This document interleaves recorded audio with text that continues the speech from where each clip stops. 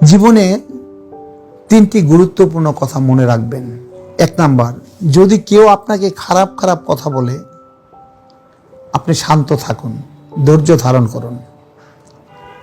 কেননা সূর্যের তেজ যতই প্রখর হোক না কেন, সাগরের বিশাল জলধি সে কোনোদিন শুকাইতে পারে না।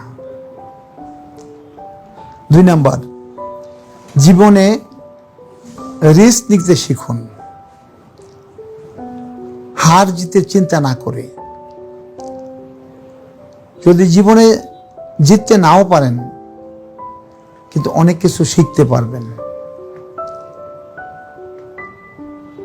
আমি আমার ব্যক্তিগত জীবনে, এটা আল্লাহর কৃপা করুণা ছিল, আমি 1483 টাকা ক্যাপিটাল নিয়ে ব্যাংকের ভালো চাকরি ছেড়ে আমি ব্যবসা শুরু করেছিলাম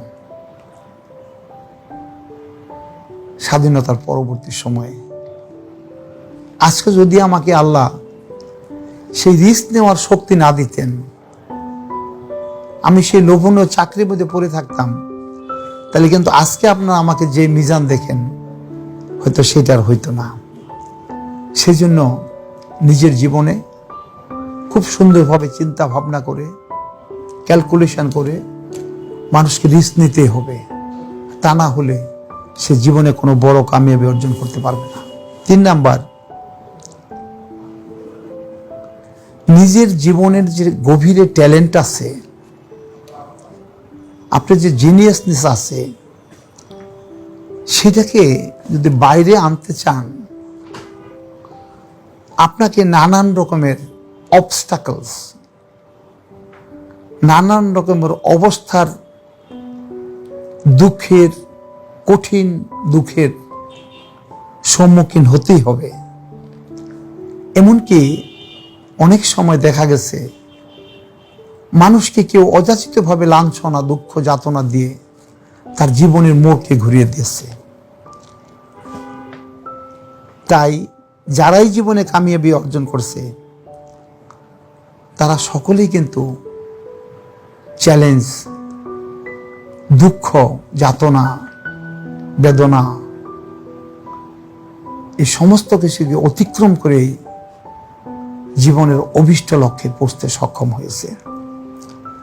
আইনস্টাইনকে ছোট সময় তার স্কুল থেকে স্কুল টিচার বের করে দিয়েছে। তার মার কাছে একটা চিঠি লিখে দিচ্ছে স্কুল টিচার, যে তোমার ছেলে একটা গাধা, তাকে দিয়ে কিচ্ছু হবে না, লাঙ্গল জল কিনে দাও, চাষবাস করে জীবন ধারণ করবে। মা হাতে চিঠি পেয়ে বললেন যে শিক্ষক মহাশয় আমার ছেলেকে বুঝতে পারে নাই। আইনস্টাইন দৌড়ে মার কাছে বলল, মা আমার শিক্ষক কি লিখছে চিঠিতে? বলছে, মা বললেন তুমি একটা মহাজিনিয়াস, তুমি একটা ইনোভেটর, তুমি গ্রেট জিনিয়াস, তোমাকে পড়ানোর মতো শিক্ষক ওই স্কুলে নাই। শিক্ষক মশাই বলে দিচ্ছে তোমাকে অন্য কোনো ভালো স্কুলে ভর্তি করাই দিতে। আইনস্টাইন নোবেল পুরস্কার পাওয়ার পরে 60 বছর বয়সে একদিন পুরানা কাগজপত্র ঘাটতে গিয়ে শিক্ষক মহাশয়ের সেই চিঠিটা হাতে পাইলেন। আমরা মনীষীদের জীবন আচার যদি পর্যালোচনা করি, আব্রাহাম লিঙ্কন প্রথম জীবনে 26 বছর বয়সে তার স্ত্রীকে হারাইলেন। 1টা 2টা 3টা 4টা ইলেকশনে পর ফেল করলেন। ব্যবসার মধ্যে ধস নামলো, কিন্তু 49 বয়সের সময় আব্রাহাম লিঙ্কন কিন্তু আমেরিকান প্রেসিডেন্ট হিসাবে নির্বাচিত হলেন। সুতরাং দুঃখকে জয় করার জন্য মানুষকে ব্রত, ডিটারমিনেশন এবং কারেজ থাকতে হবে।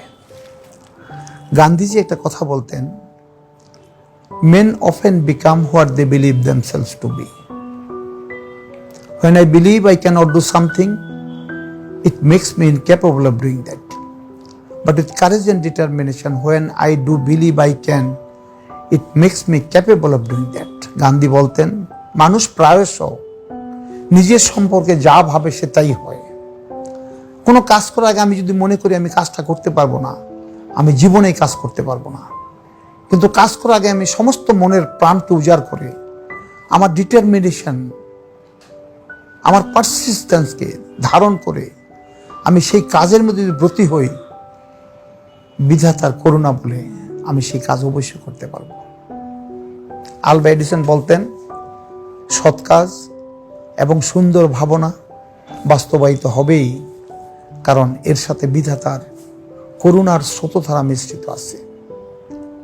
কোনো ভালো চিন্তা, কোনো ভালো কাজ আন্ডাম থাকে না। আমরা আমাদের সমাজের মধ্যে, আমরা যারা অভিভাবক মণ্ডলী আছি, আমরা যারা শিক্ষক মণ্ডলী আছি, আমরা যারা রাষ্ট্রনায়কের পদে আছি, আমাদের একটাই দায়িত্ব, আমাদের সন্তানের হৃদয়ের গভীরে যে অমিত শক্তি লুকায় আছে, সেই শক্তিকে জাগ্রত করে, জীবনের আচারকে গ্রহণ করে, মানুষ সত্যিকার তার শক্তিকে পূর্ণ, তার অনুভূতিকে পূর্ণভাবে যদি তার কাজের মধ্যে সে প্রয়োগ করে, প্রত্যেক মানুষ জীবনে আরাধ্য সাধনার প্রবেশদ্বারে পৌঁছতে পারে। আমরা আল্লাহর কাছে মিনতি করি, এমন সুন্দর জীবন আমরা পেয়েছি, এমন সুন্দর পৃথিবী আমরা পেয়েছি, আমাদের হৃদয়ের গভীরে যে শক্তি সামর্থ্য আছে লুকানো, এগুলিকে জাগ্রত করে বিধাতার দামানকে ধারণ করে আমরা যেন জীবনে কামিয়াবি অর্জন করে অন্য মানুষের মুখে হাসি ফুটাতে পারি, আমাদেরকে আল্লাহ তাআলা সেই শক্তি দান করুন। আমিন। ওয়া আখিরু দাওয়ানা আনিল হামদুলিল্লাহি রাব্বিল আলামিন। আসসালামু আলাইকুম ওয়া রাহমাতুল্লাহি ওয়া বারাকাতুহু।